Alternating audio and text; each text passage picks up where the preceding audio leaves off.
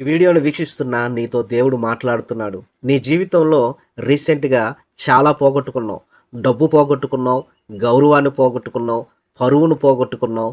అలాగనే చాలా నీ జీవితంలో మిస్ అయిపోయావు. చాలా విషయాల్లో నీవు కోల్పోయావు. ఒకటి కోల్పోయావు, పోగొట్టుకున్నావు. అలాగనే చాలా నష్టం జరిగింది. ఎందుకిలా జరిగింది? ఏమైంది? అని దేవుణ్ణి ప్రార్థిస్తూ ఉన్నావు. నీ కుటుంబం చిన్నాభిన్నమైపోయింది. నీ వ్యాపారమే గాని, ఉద్యోగమే గాని పోయింది. అలాగే నీ కుటుంబంలో శాంతి సమాధానం లేకుండా చాలా భయంకరమైన పరిస్థితికి నువ్వు వెళ్ళిపోయి ఉన్నావు. మంచిగా చేస్తున్న ఉద్యోగం కూడా నీకు దూరం అయిపోయింది. అలాగనే నీ కుటుంబంలో ఎవ్వరి పరిస్థితి కూడా బాగోలేదు. అత్యంత దీనమైన పరిస్థితికి వెళ్ళిపోయావు. ఫైనాన్షియల్ స్ట్రగుల్స్‌లో కూడా వెళ్ళిపోయి ఉన్నావు. చాలా బాగుండేవాడివి. అన్ని విషయాల్లో కూడా చక్కగా ఉండే నీ జీవితం ఈ రోజున చాలా దౌర్భాగ్యంగా మారిపోయి నలుగురు అసహించుకునేలాగా, నలుగురు ఛేదరించుకునేలాగా, నలుగురు నిందించే విధానంలో నీ పరిస్థితి మారిపోయింది. అయితే ఈ రోజున ఈ వీడియోని చూస్తున్న దేవుడు నీతో మాట్లాడుతున్నాడు. ఖచ్చితంగా దేవుడు నీతోనే మాట్లాడుతున్నాడు. ఈ యొక్క వీడియోని ఆఖరి వరకు కూడా వీక్షించు. ఖచ్చితంగా దేవుడు నీతో మాట్లాడి నీ జీవితాన్ని మార్చి నీ జీవితంలో గొప్ప మలుపు రాబోతా ఉన్నది. యోబు గ్రంథం 42:12లో యెహోవా యోబును మొదట ఆశీర్వదించినంత కంటే మరి అధికముగా ఆశీర్వదించెను. మొదట యోబును దేవుడు ఆశీర్వదించాడు. అంతకంటే ఇంకా అధికముగా దేవుడు ఆశీర్వదించాడు. అలాగనే దేవుడు మొదట నిన్ను ఆశీర్వదించినంత కంటే కూడా మరి అధికముగా దేవుడు నిన్ను ఆశీర్వదించబోతా ఉన్నాడు. అనగా అధికమైన ఆశీర్వాదం నీ జీవితంలో త్వరలో కలగబోతా ఉన్నది. మొదటగా దేవుడు నిన్ను ఆశీర్వదించాడు, కానీ అది చాలా చిన్నది. అయితే ఇక రాబోయే రోజుల్లో దేవుడు నిన్ను ఆశీర్వదించే ఆశీర్వాదం ఎలాంటిది అంటే డబుల్ పోర్షన్ బ్లెస్సింగ్ అనమాట. సో రెండంతల ఆశీర్వాదాన్ని, రెండంతల మేలును దేవుడు నీ కొరకు సిద్ధపాటు చేసి ఉన్నాడు. ఎందుకని ఈ విషయాన్ని దేవుడు నీతో మాట్లాడుతున్నాడు అంటే తప్పకుండా నువ్వు జ్ఞాపకం చేసుకోవాలి. నీ జీవితంలో మీరు గమనించినట్లయితే నీ బంగారమే కానీ, అలాగనే నీకు సంబంధించిన ఆస్తి అంతస్తులే కానీ, అలాగే నీకు అత్యంత విలువైన ప్రాణ స్నేహితులు, ప్రియులే కానీ నీ జీవితంలో నుండి దూరం అయిపోతూ వచ్చి ఉన్నారు. అలాగనే ఆస్తిని పోగొట్టుకున్నావు, మనుషులను పోగొట్టుకున్నావు, జీవన ఉపాధిని పోగొట్టుకున్నావు, అన్ని విషయాల్లో కూడా నష్టాన్ని చూస్తున్నావు. తీరా పరిస్థితులన్నీ కూడా మారిపోయి అనారోగ్యపు పరిస్థితుల్లో కూడా వెళ్ళావు. అయితే నీ జీవితంలో తీవ్రమైన నష్టం జరిగింది. ఎవరు కూడా పోడ్చలేని భయంకరమైన నష్టం జరిగింది. మరి ఈ రోజున ఇలాంటి పరిస్థితిలో ఉన్న దేవుడు నీతో మాట్లాడి నిన్ను బలపరుస్తున్నాడు. ఏంటి అంటే యోబును దేవుడు మొదట ఆశీర్వదించాడట. అంతకంటే మరీ అధికముగా దేవుడు అతన్ని ఆశీర్వదించాడట. 14,000 గొర్రెలు, 6,000 ఒంటెలు, 1000 చేతల ఎడ్లు, 1000 ఆడుగాడిదలు, మరియు అతనికి 7 కుమారులను, 3 కుమార్తెలు కలిగారు. ఇలాగన మనం చూసుకున్నట్లయితే దేవుడు యోబును మొదట ఆశీర్వదించినంత కంటే తీవ్రముగా, అధికముగా మరలా దేవుడు ఆశీర్వదించాడు. మొదట తన జీవితం చాలా అందంగా, ఆశీర్వాదకరంగా, దీవెనకరంగా బాగానే ఉండేది. కానీ ఒక శోధన వలన, ఒక శ్రమ వలన దేవుడు ఆ అనుమతి ఇచ్చిన తర్వాత, సాతాను అతన్ని శోధించిన తర్వాత అతడు చాలా తీవ్రమైన ఇబ్బందులకు, వేదనలకు గురి అయ్యాడు. మరి ఈ రోజున నీ పరిస్థితి కూడా అదే. సాతాను నిన్ను వెన్నంటి నీ జీవితంలో ఉన్న సంతోషాలన్నిటిని కూడా తీసివేశాడు. నీ మనశ్శాంతి లేకుండా చేశాడు. నీకు సమాధానం లేకుండా చేశాడు. నువ్వు నవ్వుతూ ఉండేవాడివి, నవ్వుతూ ఉండేదానివి. నీ నవ్వును దూరం చేసి కన్నీటిని నీకు దానంగా ఇచ్చి ఉన్నాడు. సాతానుడు నీ ఇంట్లోకి చొరబడి నీ కుటుంబాన్ని చిన్నాభిన్నం చేసి, నీ కుటుంబాన్ని నాశనం చేసి, నీ జీవితంలో ఉన్న విలువైన వాటన్నిటిని కూడా నీ జీవితంలో నుండి తొలగించేసి ఉన్నాడు. అయితే భయపడకు, నీ విమోచకుడు సజీవుడు. ఆయనను నీ కనులారా నువ్వు చూస్తావు. యోబును దేవుడు మొదట ఆశీర్వదించినంత కంటే మరి అధికముగా దేవుడు అతన్ని ఆశీర్వదించాడు. కాబట్టి ఇలాంటి పరిస్థితుల్లో నువ్వేం చేయాలి అంటే దేవుణ్ణి స్తుతించాలి. ఒకసారి మనం యోబు జీవితంలో ఏం జరిగిందో క్లుప్తంగా తెలుసుకుందాం. యోబు గ్రంథం 1:1 యూజు దేశం నందు యోబు అని ఒక మనుషుడు నేను, అతడు యథార్థవర్తనుడు, న్యాయవంతుడై దేవుని యందు భయభక్తులు కలిగి చెడుతన విసరించిన వాడు. అతనికి 7 కుమారులు, 3 కుమార్తెలు కలిగిరి. కలిగిరి అతనికి 7,000 గొర్రెలు, 3,000 ఒంటెలు, 500 జతల ఎడ్లు, 500 ఆడుగాడిదలు కలిగి బహుమందు పనివారు అతనికి ఆస్తిగా ఉన్నాను గనుక తూర్పు దిక్కు జనులందరూ అతడే గొప్పవాడిగా ఉండెను. అతని కుమారులందరూ వంతుల చొప్పున అనుదినం ఒకరినొకరు తమ తమ ఇండ్లలో విందు చేయకుండా తమ ముగ్గురు అక్క చెల్లెండ్రు తమతో కలిసి అన్నపానములు పుచ్చుకోవాలని వారిని పిలిపించొచ్చిరి. వారి వారి విందు దినములు పూర్తి కాగా యోబు తన కుమారులు పాపం చేసి తమ హృదయంలో దేవుని దూషించిరేమని వారిని పిలువనంపించి వారిని పవిత్రపరిచి అరుణోదయం లేచి వారిలో ఒక్కొక్క నిమిత్తమే దహన బలి అర్పించుచూ వచ్చెను. యోబు నిత్యం అలాగు చేయుచుండెను. దేవదూతలు యెహోవా సన్నిధి నిలుచుటకే వచ్చిన దినముడు తస్తించెను.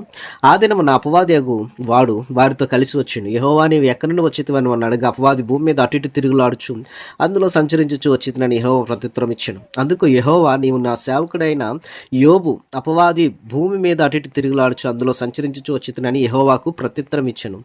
అందుకు యెహోవా నీవు నా సేవకుడైన యోబు సంగతి ఆలోచించితివా?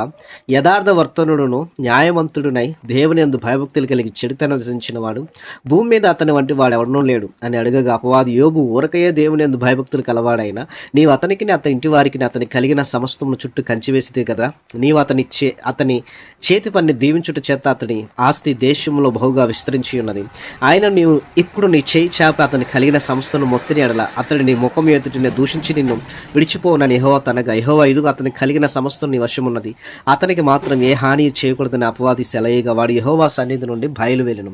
ఆ దినమున యోబు కుమారులు కుమార్తెలు తమ అన్న ఇంట భోజనం చేయొచ్చు ద్రాక్షారసం పానం చేయుచుండగా ఒక దూత అతని యొద్దకు వచ్చి ఎద్దులు నాగని దొనచు గాడిదలు వాటి సమీపన మేయుచుండగా షెబాయీయులు వాటి మీద పడి వాటిని పట్టుకొని పోయి ఖడ్గముతో పనివారిని హతం చేసిరి. జరిగినది నీకు తెలియచుటకు నేనొక్కటినే తప్పించుకొని వచ్చి ఉన్నాను. అతడు ఇంకా మాట్లాడుచుండగా మరి ఒకడు వచ్చి దేవుని అగ్ని ఆకాశంలో పడి గొర్రెలను పనివారిని రగలబెట్టి కాల్చివేసిన అతనికి తెలియచేటుకు నేను ఒక్కడినే తప్పించుకొచ్చి ఉన్నానని. అతడు ఇంకో మాట్లాడుచుండగా మరి ఒకడు వచ్చి కల్దీయులు 3 సమూహాలుగా వచ్చి ఒంటి మీద పడి వాటిని కొనిపోయి ఖడ్గం చేత పనివారిని చంపిరి. నీకు దాన్ని తెలియచేటుకు నేను ఒక్కడినే తప్పించుకొని వచ్చి ఉన్నానన్నాం. అతడు మాట్లాడుచుండగా వేరొకడు వచ్చి నీ కుమారులు నీ కుమార్తెలు తమ అన్న ఇంట భోజనం చేయొచ్చు ద్రాక్షారసం పానం చేయుచుండగా గొప్ప సుడిగాలి అరణ్య మార్గమున వచ్చి ఆ ఇంటి 4 మూలలు కొట్టగా అది ఎవళ్ళ మీద పడినందున వారు చనిపోయి దాన్ని తెలియచేటుకు నేను ఒక్కడనే తప్పించుకొని వచ్చి ఉన్నాను నేను. అప్పుడు యోబు లేచి తన పై వస్త్రం చింపుకొని తల వెంట్రుకలు గొరిగించుకొని నేల మీద సాష్టాంగపడి నమస్కారం చేసి ఎట్లా నేను నా తల్లి గర్భం నుండి దిగంబరునై వచ్చితిని, దిగంబరునే అక్కడికి తిరిగి వెళ్ళేదని యెహోవా ఇచ్చాను, యెహోవా తీసుకొని పోయెను. యెహోవా నామమునకు స్తుతి కలుగును గాక. ఈ సంగతులలో ఏ విషయమందును యోబు ఏ పాపమును చేయలేదు, దేవుడు అన్యాయం చేసినని చెప్పలేదు. మనం చదువుకున్న ప్రకారంగా ఊజు దేశంలో యోబు అనే ఒక మనుషుడు యథార్థవంతుడుగా న్యాయవంతుడుగా ఉన్నాడు. 7 కుమారులు 3 కుమార్తెలు అతనికి ఉన్నారు. అలాగనే కొన్ని వేల గొర్రెలు ఒంటెలు ఎడ్లు అలాగనే చాలా పనివారు అతనికి ఆస్తిగా ఉన్నారు. అయితే దేవుడి యొక్క సన్నిధానంలో దేవదూతలు యెహోవా సన్నిధి నిల్చుటికే వచ్చిన దినం ఒకటి వచ్చినప్పుడు అపవాది అనగా సాతాను అక్కడికి వచ్చి నిలబడినప్పుడు నువ్వు ఎక్కడి నుండి వచ్చితివి అన్నప్పుడు భూమి మీద అటు ఇటు తిరుగులాడుచు అందులో సంచరించుచు వచ్చితినని చెప్పి ఉన్నాడు అపవాది అయిన సాతాను. అయితే యోబు గురించి ఆలోచన చేసావా? అతడు యథార్థవంతుడుగా న్యాయవంతుడిగా ఉన్నాడు, భూమి మీద అలాంటి వాడు లేడని అడగగా అందుకు యోబు గురించి అపవాది అయిన సాతాను ఊరకే దేవుని యందు భయభక్తులు కలిగి ఉన్నాడా ఏంటి? అతని ఇంటి వారికి అతని కలిగిన సమస్తాన్ని నువ్వు కంచె వేసి ఉంచావు, అతని చేతి పని నువ్వు దీవించావు. అయితే నీ చేయి చాపి అతని కలిగిన సమస్తాన్ని మొత్తితే నీ ముఖం ఎదుటనే దూషించి నిన్ను విడిచిపోవునని యెహోవా అనగా అయితే దేవుడు అతనికి కలిగిన సమస్తములు నీ వశం ఉన్నది, అతనికి మాత్రం ఏ హాని చేయకూడదని చెప్పినప్పుడు సాతాను అక్కడ నుండి బయలుదేరి అతనికి కలిగిన ఒంటెలు గొర్రెలు మేకలు ఆస్తి గాడిదలు ఈవెన్ అతనికి కలిగిన బిడ్డలను కూడా యవనస్తులు కూడా చంపినప్పుడు ప్రియా దేవుని బిడ్డలారా యోబు తన వస్త్రమును చింపుకొని తల వెంట్రుకలు గొరిగించుకొని నేల మీద సాష్టాంగ నమస్కారం చేసి తల్లి గర్భంలోండి దిగంబరునై తిరిగి వెళ్తాను కానీ దేవుని నామానికి స్తోత్రం కలుగునుగా కానీ యోబు ఏ పాపం చేయలేదు, దేవుడు అన్యాయం చేసినని చెప్పలేదు. ఈ రోజున ఈ యొక్క వాక్యాన్ని వింటున్న నీవు కూడా నీ జీవితంలో కూడా అనేక సందర్భాల్లో నీ జీవితంలో నీవు కూడా సమస్తాన్ని కోల్పోతూ వచ్చి ఉన్నావు, నష్టాన్ని చూస్తూ వచ్చి ఉన్నావు, చాలా అతివృష్టి అనావృష్టిని చూస్తూ ఉన్నావు, పోగొట్టుకున్నావు, నాశనమయ్యావు. అలాగే నీ జీవితం ఎలా అయిపోయింది అంటే చివరికి ఒంటరిగా అయిపోయింది. అందరూ ఉండి అనాథగా మారిపోయావు. ఎలాంటి పరిస్థితికి వచ్చావు అంటే ఈ రోజున అందరూ నిన్ను నిందిస్తూ నీ మీద చెడ్డ మాటలు పలుకుతూ నువ్వేదో తప్పు చేసావు అందుకే ఇలాంటి శిక్ష నీ మీదకి వచ్చిందని ఈవెన్ దేవుని బిడ్డలు కూడా నిన్ను రకరకాలుగా మాటలు అంటూ వస్తూ ఉన్నారు. అయితే ఇది ఒక విశ్వాసంతో నీ విశ్వాసానికి అగ్ని వంటి పరీక్ష.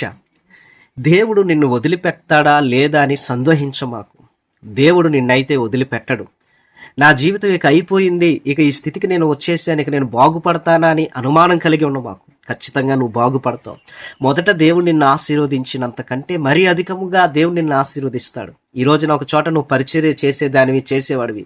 అక్కడ ఆ పరిచర్య అంతా కోల్పోయి ఆ ఊర్లో నుండి వెలివేయబడి అక్కడ తిరిగి తల ఎత్తుకోలేని పరిస్థితుల్లో నువ్వు ఉన్నావు. దేవుడు నీతో చెబుతున్న మాట, మరలా అక్కడికే పంపించి దేవుడు రెండంతలుగా నిన్ను ఆశీర్వదించి ఎక్కడైతే తలదించుకున్నావో అక్కడే తల ఎత్తుకునేలాగా దేవుడు చేస్తాడు. ఏ ఉద్యోగంలోనైతే నిన్ను తీసేశారో అదే ఉద్యోగంలోకి నువ్వు మళ్ళీ వెళ్ళి మొదట వచ్చిన ఉద్యోగం కంటే అధికమైన ఉద్యోగాన్ని దేవుడు నీకు ఇవ్వబోతూ ఉన్నాడు. అలాగనే రాబోయే రోజుల్లో నీకు మేలు కలుగుతుంది. దిగులు పడకు. నువ్వు పోగొట్టుకున్న దానికంటే దేవుడు తిరిగి మరలా 1000 అంతలుగా దేవుడు నీకు ఇస్తాడు. దేవుడు నీకు తోడుగా ఉన్నాడు. ఎవరు నీకు దూరమైనా, ఏ పరిస్థితి నిన్ను మార్చలేదు. విశ్వాసంతో ప్రార్థన చేయి. యోబు ఎలాగైతే సాష్టాంగ నమస్కారం చేసి దేవునికి స్తుతించి దేవుని ఎదుట సాగిలిపడి నమస్కరించి దేవునికి ప్రార్థన చేశాడు, అదే రీతిగా నువ్వు కూడా దేవుని ఎదుట సాష్టాంగపడి నమస్కరించి ప్రార్థన చేయి. ఖచ్చితంగా నీ జీవితం మార్చబడుతుంది. నీ కుటుంబం క్షేమంగా ఉంటుంది. మరలా నువ్వు పోగొట్టుకున్న దానికంటే రెట్టింపుగా దేవుడు నీకు దయచేస్తాడు. ఈ రోజున నీ జీవితం రెస్టరేషన్ జరుగునట్లుగా నేను నీ కొరకు చిన్న ప్రార్థన. ప్రభువా, ఎవరైతే ఈ యొక్క వాక్యాన్ని విన్నారో వారిని, వారి కుటుంబ సభ్యులను దీవించండి. మొదట ఆశీర్వదించినంతకంటే యోబును అధికంగా మరలా ఆశీర్వదించావు. ఎందుకంటే తన జీవితంలో ఉన్నవన్నీ కూడా పోగొట్టుకున్నాడు. అలాగే నీ బిడ్డ కూడా తన జీవితంలో ఉన్నవన్నీ కూడా పోగొట్టుకున్నారు. మరి అయ్యా తండ్రి, పోగొట్టుకున్న దానికంటే రెండంతలుగా తిరిగి మరలా నీ బిడ్డకి సమస్తాన్ని దయచేసి దీవించి ఆశీర్వదించి నీ మహిమతో నింపి బలపరిచి నీ బలమైన గొప్ప కార్యాలు ఈ బిడ్డల జీవితాల్లో జరిగించి నీ మహిమతో నింపమని ప్రార్థన చేస్తూ మా ప్రియుడును ప్రియరక్షకుడైన యేసుక్రీస్తు నామ పేరట స్తుతించి అడిగి వేడుకొని పొంది ఉన్నాం తండ్రి. ఈ ప్రార్థన యొక్క వాక్యం మీకు నచ్చినట్లయితే థ్యాంక్ యూ పాస్టర్ గారు, నాకు రిప్లై ఇవ్వండి. అలాగే నేను కామెంట్స్లో యేసయ్య నన్ను ఆశీర్వదిస్తాడు అని రాయండి. ఈ ఛానల్ సబ్స్క్రైబ్ చేయండి. హై పాయింట్స్ ఉంటే హై పాయింట్స్ ఇవ్వండి. దేవుడు మిమ్మల్ని దీవించు.